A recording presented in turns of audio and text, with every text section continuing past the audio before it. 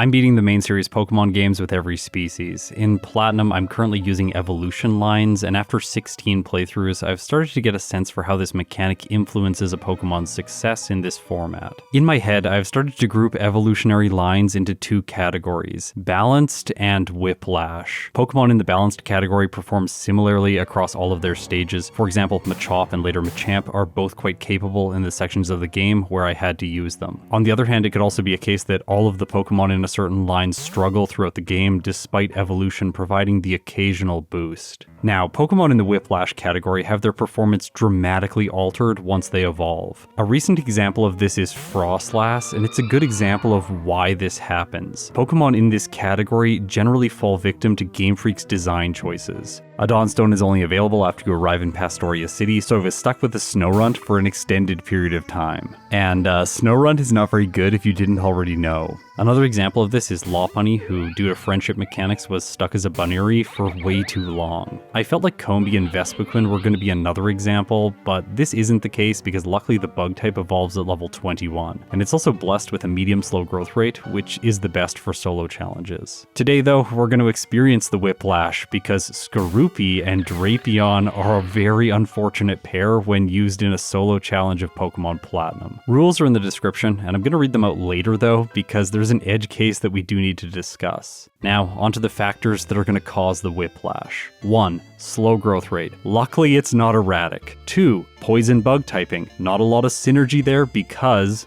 3, its starting set, Bite, Poison, Sting, and Leer, is just awful in the early game. At least Bite is a physical move starting in Generation 4. Now, it utilizes Skorupi's higher attacking stat, but even then, I don't have a lot to work with because 4, its base stats aren't very good. It has 40 HP, 65 speed, 50 attack, 30 special attack, 90 defense, and 55 special defense. So it's a fast defensive Pokemon, which lacks a lot of synergy with 5, its level up moveset. It gets Knockoff, Pin Missile, Acupressure, Scary Face, Toxic Spikes, Bug Bite, Poison Fang, Crunch, and Cross Poison. Not a lot of things there that are useful on a defensive Pokemon. Its set only really starts to get good at level 34 with Bug Bite, but Crunch at level 45 is the real game changer, or it would be if 6, Skorupi didn't evolve at level 40 into Drapion, and when that happens, Crunch is delayed until level 49. And then number 7, Drapion also loses the bug typing, so moves like Bug Bite are no longer going to have the same type attack bonus. So there are 7 factors that are working against this thing in a solo challenge. Honestly, it's sort of a mess. I like to make things as challenging as possible, so the rival's always picking the Pokemon that's strong against my Solomon. In this case, I felt that Chimchar would be the best against me because Fire is super effective against Bug, and Fighting is super effective against Dark, although my Poison typing will make that neutral. That said, this is a Whiplash run, and once I evolve, things are going to be much easier, so it won't matter which starter he has. Okay, so let's get into the run at long last. Roark is coming up first, and I don't have anything good against him. The only TM available is Return. Of course, that's not helpful. My Dark-type moves are all physical, which is bad against Rock-type Pokemon with high defense stats. Poison Sting is doubly resisted, and Pin Missile is quite bad. Plus, getting to level 12 takes time because of the slow growth rate. I fight all the trainers in the early game, having to make trips back to the Pokemon Center to heal because Skorupi is awful. After defeating everyone on Route 203, also in Orberg Gate and Orberg Mine, Skorupi is only level 13. North of the city, I grind on wild Pokemon. I'm really hoping that a shiny Machop won't show up here. It would be painful to get a duplicate. After all, in my whole time solo running on this channel, I've only caught 2 shinies, a Poochyena and a Machop. I have seen 3 though, but the other one was Rattata that I had to knock out. Luckily for me, no shinies today. I backtrack to the gym, fight the final trainer there, and then defeat more wild Pokemon, leveling up to 15. This is over a damage rounding threshold, and I'm gonna try it against Roark, although I don't like my chances.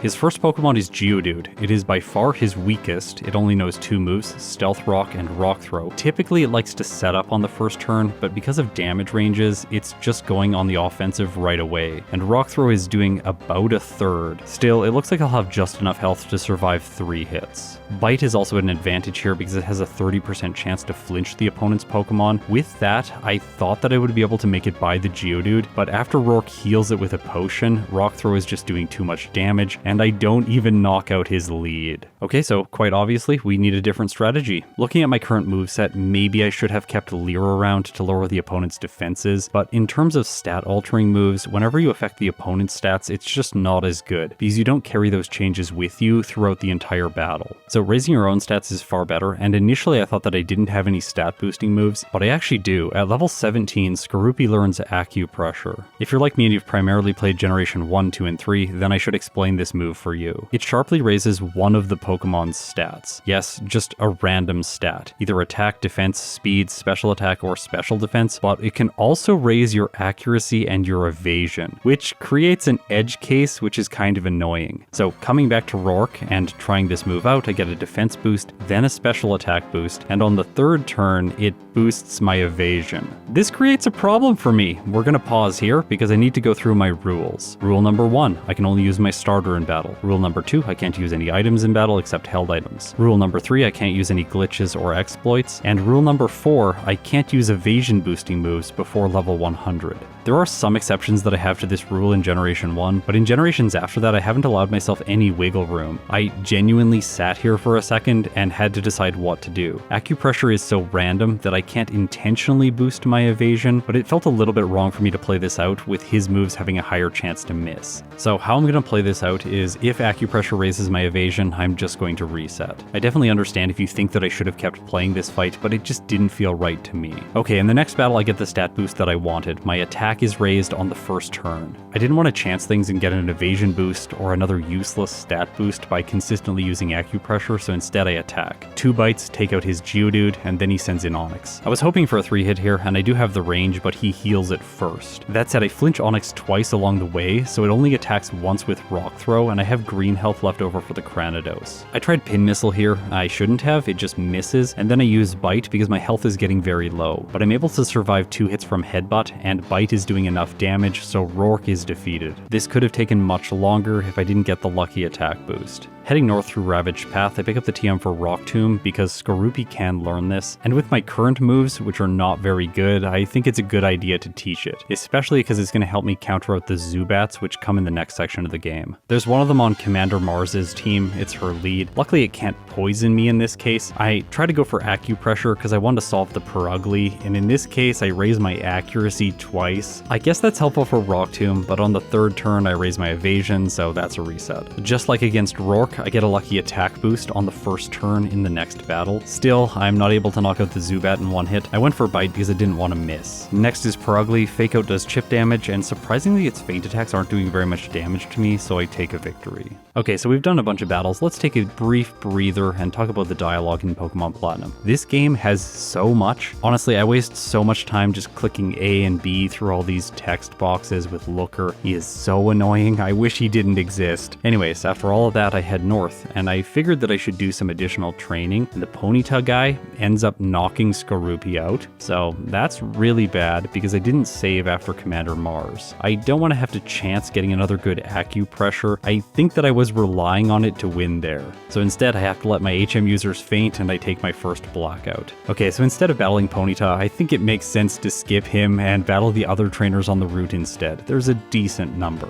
Hiker Daniel's first. It's slow going because he has Geodudes, but what would you expect with a Skorupi? Next is Aroma Lady Elizabeth, who has a Roselia. It's good experience because it's a middle stage Pokemon. There's also Picnicker Sienna, who I very rarely battle. I actually didn't know what was on her team. Turns out it's a Bidoof and a Pachirisu. My Skorupi's level 20, so I wasn't worried at all, but then the Bidoof lowers my attack stat. Luckily, I still 2-hit. Pachirisu comes in, and that's where things get a little bit sketchy. It outspeeds with Bide, then I use Pin Missile, which hits 4 times, doing almost half. Okay, this is a really bad position because I think it's going to knock me out if it pays back damage. I just decided to try to attack. Maybe I can use Rock Tomb, lower its speed, and then move first, knocking it out. But unfortunately, this doesn't work. Pachirisu pays back damage, and Skorupi faints again. I'm going to be taking my second blackout here because I still haven't saved. Just like the Ponyta guy, I am once again going to skip Sienna and head north on the route, defeating all the other trainers. Luckily, they don't cause problems. Inside the forest, I have to go up against another Pachirisu. This one causes problems it's usually because of paralysis. But like the previous one, it goes for bide before I attack, so it accumulates damage right away. Luckily for me, I don't need to continue attacking in, I can just attack Bugcatcher Jack instead. The Pachirisu unleashes energy, but it doesn't do enough damage, and Skorupi just barely squeezes through this battle on red health once it defeats the Beauty Fly. I take my time in the forest battling all of the trainers while Cheryl is around so that I get her free heals. Just before Eterna City, I battle the Fishers on the bridge, and then I head into the gym. The 3 trainers here almost bring me up to level 25, and then I'm ready for the second gym leader.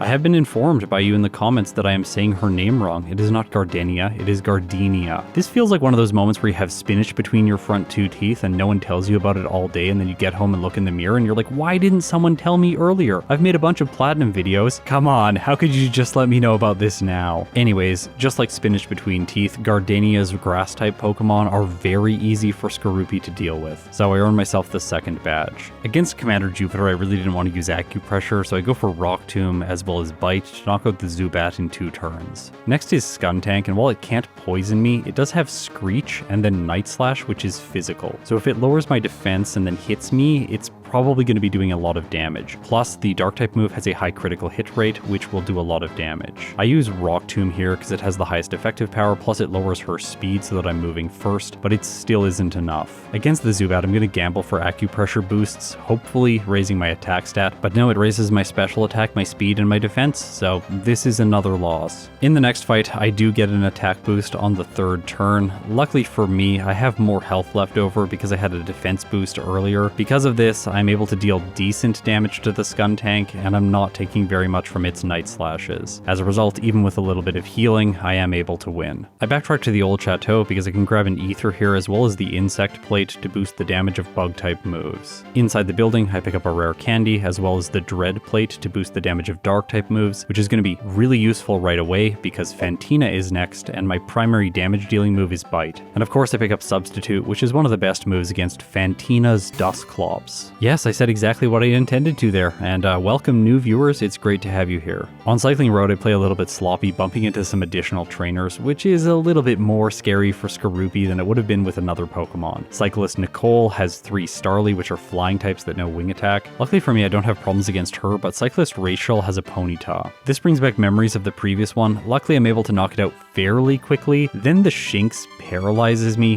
which was unfortunate, but I still am able to pull through. In a lot of my videos I skip fights like this because they're just not that interesting to watch, but I think it's important to really illustrate the fact that Skorupi is struggling against all of these random trainers. Like for example, this hiker with 4 rock types right before the hidden rare candy. We're gonna watch some B-roll now of me fighting other trainers and then backtracking to the Pokemon Center to heal because some of these fights do not go well. Just know, no blackouts or resets in this section of the game for Skorupi. While we do that, I'm going to talk about Skorupi's TM and HM learn set. For coverage, it gets access to moves like Iron Tail, Dig, Shadow Ball, Brick Break. For same type attack bonus moves, it gets Sludge Bomb, which is not that good because it's special and I have low special attack, and X Scissor, which is physical, but it's not accessible until I have access to Surf. Of these moves, I really want to highlight Dig, which has a base power of 80 in Generation 4, but it's available after Veilstone City. The unfortunate thing about having this move for coverage is that Earthquake is already available, but I can't learn it. And I assume that that lack of coverage is going to be a problem against the rivals Monferno after I defeat Fantina. Once again, the close calls continue fighting Ghost-type Pokemon inside the gym. I have to backtrack to the Pokemon Center, which is a regular occurrence and definitely a nuisance in this playthrough. With my Skorupi all healed up now, let's face the 3rd gym leader.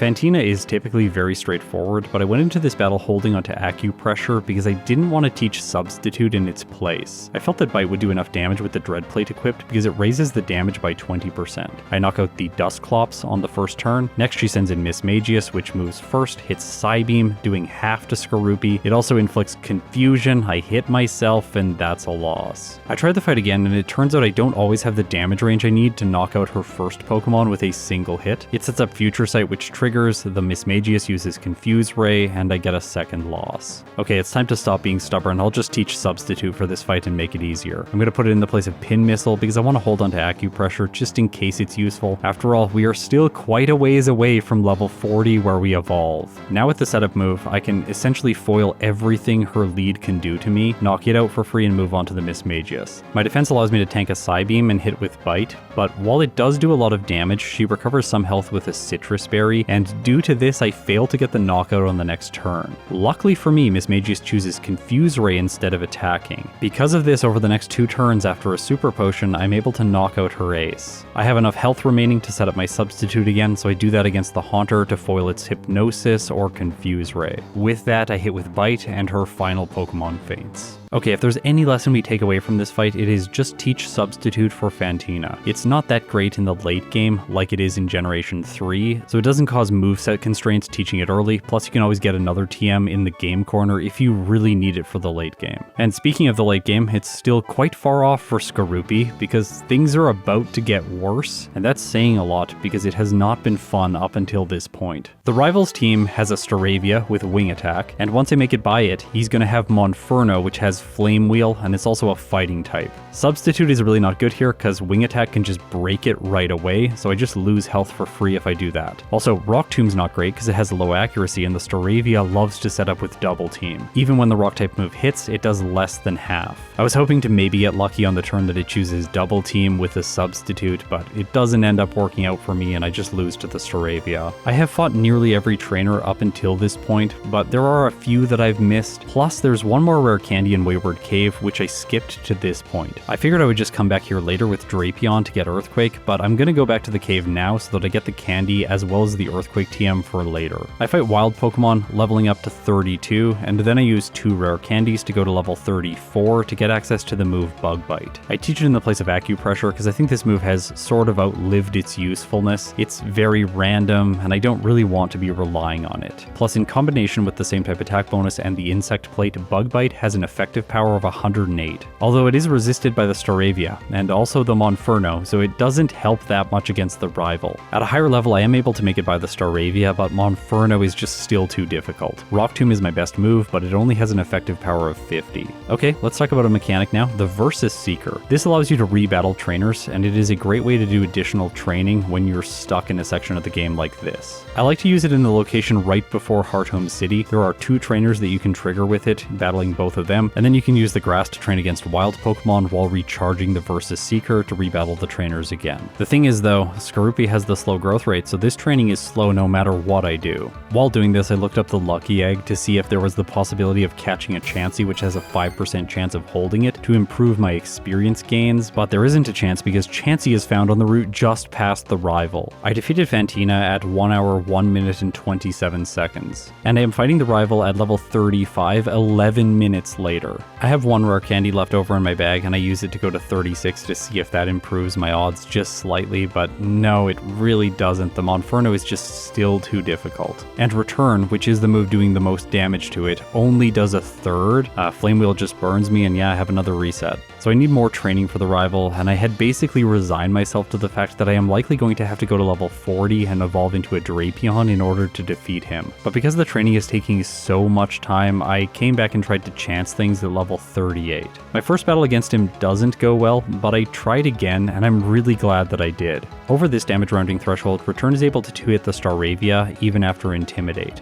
If I get lucky with Double Team, which I do, then it goes down and I have full health left over for the Monferno. I'm doing almost half. Luckily, it does not burn me, and he has no healing items, so I can take it out over 3 hits and move on to his final 2 Pokemon with orange health. This is enough for me because the Buizel and the Roselia are both terrible. Okay, I'm a bit happy that I was able to do that without evolving into Drapion, but really it's not that much of a win because I'm so close anyways, just 1.5 levels remain. The thing is, as a slow growth rate Pokemon, 1.5 levels feels like it takes forever. Plus there's this annoying battle against Ruin Maniac Calvin where I get taken to low health and it takes me forever to knock out his steel type Shieldon. Then I fight Black Belt Greg, who's luckily not a problem. I'm doing this just to pick up the Fist Plate so that I can improve the power of fighting type moves. I continue training, but I am not going to reach level 40 before I have to face Ace Trainer Dennis. His team is quite scary scary, and I could have used a rare candy here to get Drapion, but I decided against it, hopefully saving the rare candy for later. The reason I like to talk about him is, well, Dennis is a meme on my channel, but also the Drifblim is really good. I have to use Substitute against it, and even then it takes a while to knock out because I've taught Poison Fang in the place of Bite. Honestly, when I look back on this, I think this is objectively a bad choice. I did it because I wanted the chance to poison. After all, it does inflict bad poison when you get the status. I do think it's a little bit short-sighted to do this because Drapion is of course going to be better with Bite, which has the same type attack bonus. That said, my mistake doesn't end up delaying me too much because I am able to pull through against Dennis. Okay, so in Veilstone City, I'm going to go into the department store and sell a bunch of items because I want to get as much money as is possible. One move I haven't drawn your attention to yet is Swords Dance, which both Skorupi and Drapion can learn. It's a TM you purchase from the game corner. It costs a total of 80,000 Pokédollars or 4,000 coins. With my current level of experience in Pokemon Platinum, which is limited, I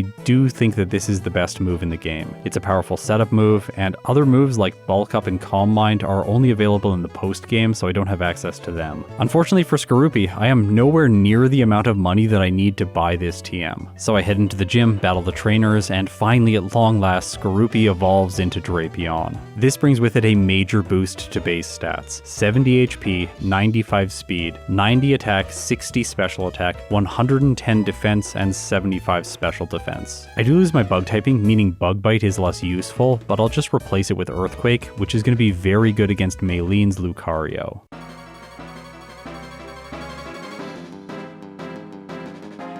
Being fully evolved feels so much better. Meditite can't break my substitute with a Rock Tomb. Earthquake one-shots her lead. Next she sends in Lucario, which of course goes down to a single super effective hit, and all that's left is Machoke. And while I'm not able to one-shot, it goes down over 2 turns, and my substitute stays in place the entire time. This is what I mean by Whiplash. Skorupi struggled against just random trainers, it had to train so much to defeat the rival, and then Drapion just comes in and just kind of crushes everything, even without its best move, Swords Dance. And the further I make it into the playthrough, the better things are going to get. My friendship is not yet maxed, so Return's power is still subpar. Poison Fang's not really that good, but just around the corner at level 49, I get access to Crunch. Heading south towards Pastoria City is a great opportunity to demonstrate just how dominant Drapion is. It crushes through all these trainers' teams without having to heal. It's really nice to not have to return to the Pokemon Center frequently. Just before Pastoria City, I pick up the TM for Aerial Ace, which is a move that I can learn, and sometimes it comes in useful over the next section of the game, but teaching it now would be slightly premature. In Pastoria City, I have access to the move reminder, and if you check Drapion's level up learn set, you'll see that it has 7 starting moves, 3 of them being the Fangs: Thunder Fang, Ice Fang, and Fire Fang. Although a Pokemon only gets the moves that are latest on its set when it starts the game. So in this case, none of them were accessible to me even if I started as a Drapion. But with the move reminder, I can teach these to Drapion. So in this case, I'll choose Thunder Fang because it's going to be great against Crusher Wake, who's coming up just around the corner. Before that though, I have to grab a rare candy and then fight the rival outside of the gym. Unlike the previous time, this is quite easy. Thunderfang takes care of the Staravia in 2 hits. He sends in Buizel next. I was thinking Monferno was coming out, so I used Earthquake and just failed to get the knockout. Anyways, not a huge issue. Monferno goes down to a single Earthquake, and after that I clean up the Roselia. Alright, time for Crusher Wake.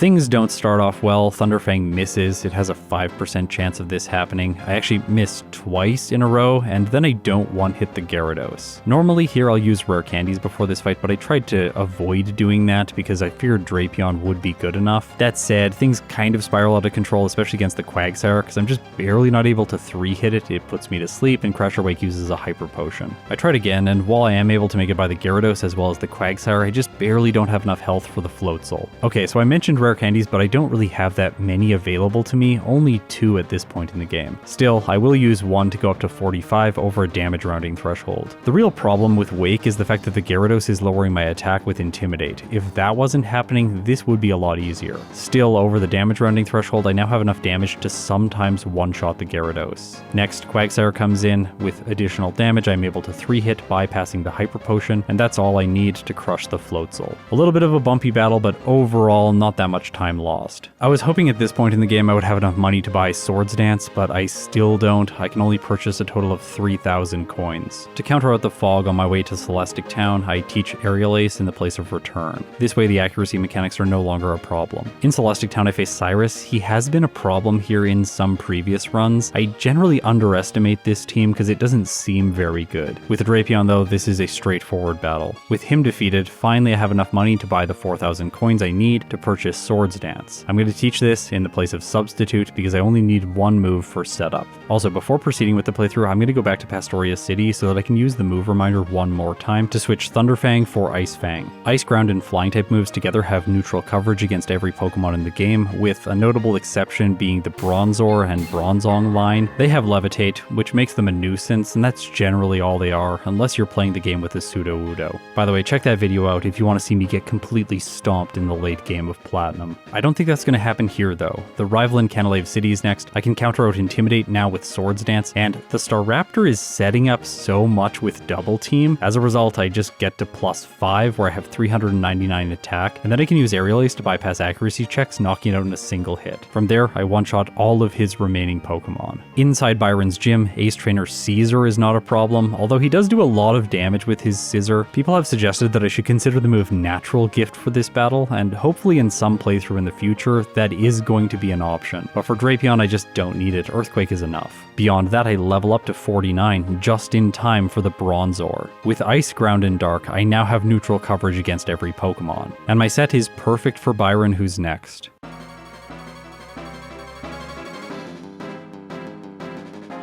I honestly didn't know if I needed Swords Dance for this battle, but I figured it was fairly safe because the Magneton is generally quite bad just choosing Metal Sound. In this case though, after my Swords Dance it chooses Thunderbolt. Note that I didn't heal before this battle because I knew I just didn't need it. With +2 attack, Earthquake knocks out the Magneton, as well as the following Steelix and Bastiodon. Commander Saturn is in fact a guy. I have said she in the past, I think because of the cat ear-like blue hair. I made an assumption, whoops. Anyways, he's easy. Also, Commander Mars, she's completely simple as well. On my way to Snowpoint City, I pick up the Soft Sand to boost Earthquake's damage, but I'm not going to use it right now because the Dread Plate is still great with Crunch. I also grab the Nevermelt Ice to boost the damage of Ice Fang, but still it's not useful. After all, Candace is coming up next and her ace is a Ghost type.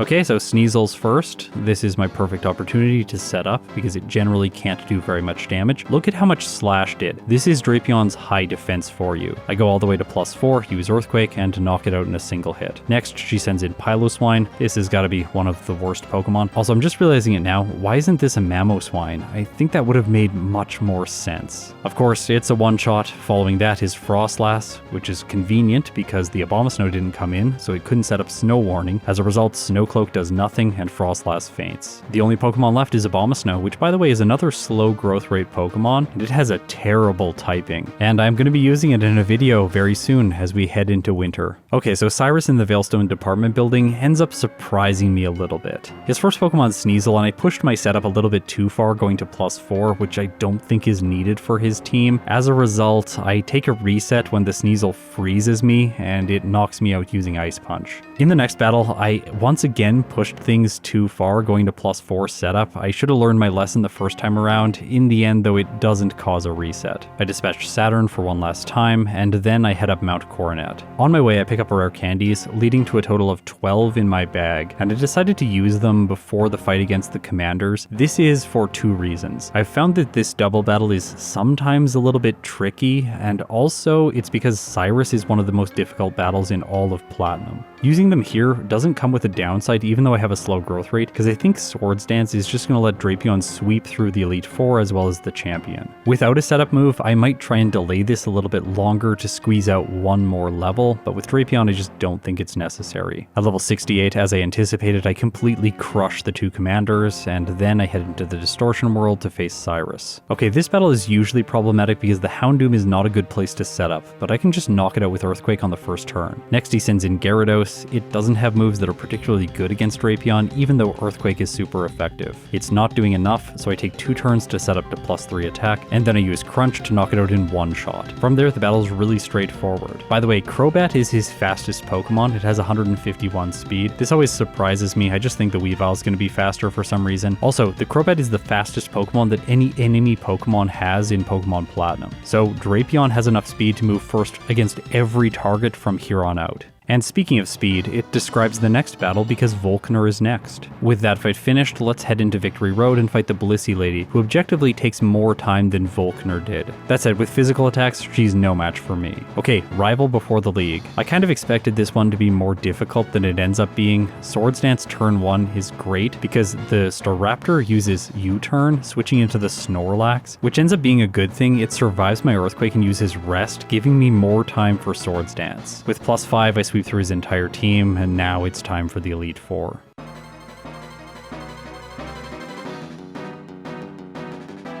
Aaron's up first. He is another Drapion lover. That said, mine is much better. One setup with Swords Dance is all that I need to one-shot every single one of his Pokemon. Bertha's next. This is one of the primary reasons I still have Ice Fang on my set. It's super effective against all of her ground-type Pokemon. And this battle is another clean sweep after one setup with Swords Dance. Okay, Flint's next, and lately he has caused some problems. Please check out my Frostlass video if you haven't already seen it. Unlike Cyrus, his Houndoom does not have Will-O-Wisp, so I felt fairly safe setting up with Swords Dance. This is one case where the lack of the bug typing is actually an advantage for Drapion. His AI sees that he can't do enough damage with Flamethrower, so he sets up Sunny Day instead, giving me a free turn of setup, and from there I can sweep with Earthquake. Okay, time for Lucian, and just like Volkner, he is completely trash, unless you're using a Sudowoodo. With that, I use my final 3 rare candies, and there's only one trainer left. It's Cynthia.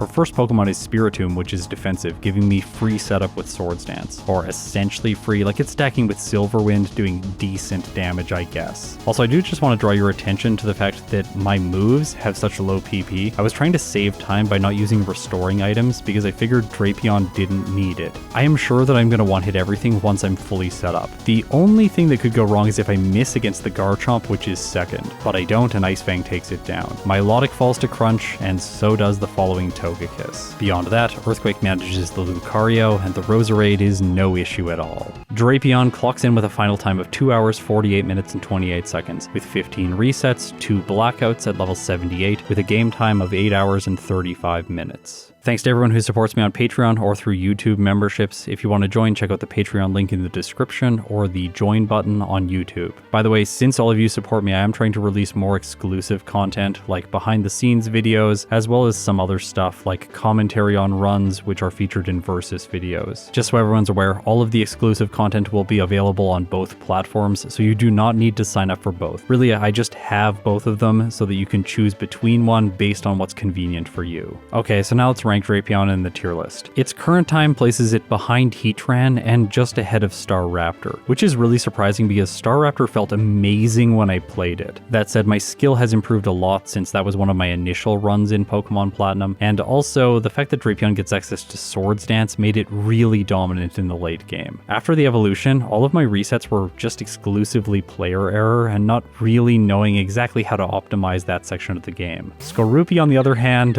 yeah, this thing was really bad, and I do think this is the perfect definition of a Whiplash run. The early game is awful, it takes forever to level up and evolve, but finally when you do, things get so much better. All of that said, I am very scared for the day when I eventually have to take on Volcarona. If you didn't already know, it evolves from Larvesta at level 59. It also has a slow growth rate, but luckily Larvesta's base stats are better than Skorupi's. That said, we can't use that bug as a comparison. Instead, we're going to have to compare with Vespiquen, which got a time of 2 hours, 39 minutes, and 42 seconds. So Drapion is slower, but not that much. I think the thing that really sets these two apart is the fact that Vespiquen just evolves earlier on and has the far superior growth rate. If Drapion was medium slow, it probably would have outperformed Machamp and got an S tier placement. For now though, its results are just ahead of Staraptor's 2 hour, 49 minute, and 21 second time. In first playthroughs, I will admit, real time isn't always the best metric to judge based on, so let's see how these Pokemon stack up if ranked by game time.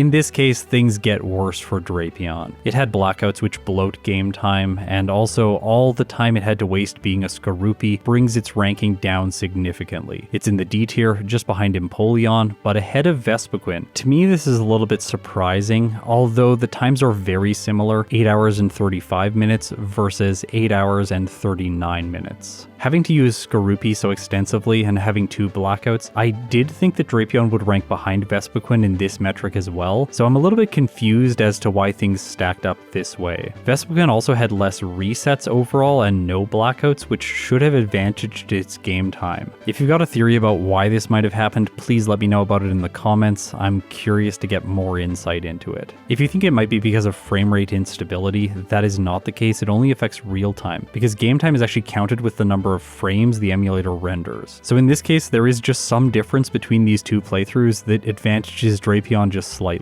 Maybe it's the fact that Swords Dance sets up much quicker, whereas Vespiquen has to rely on many defensive moves like Defend Order and Heal Order throughout the playthrough, and that bloats the overall time that fights take. Okay, so with Drapion completed, we have defined Whiplash playthroughs, and I have also completed playthroughs with 1 Pokemon of every type in the game. For the rest of the year, things are just going to get increasingly more exciting in Pokemon Platinum, so stay tuned. That said, I don't have any more Halloween-themed videos for Platinum, so we're going to have to return to Yellow for 7 backports before the end of the month. If you've made it this far, you're incredible. I'll see you in my next video.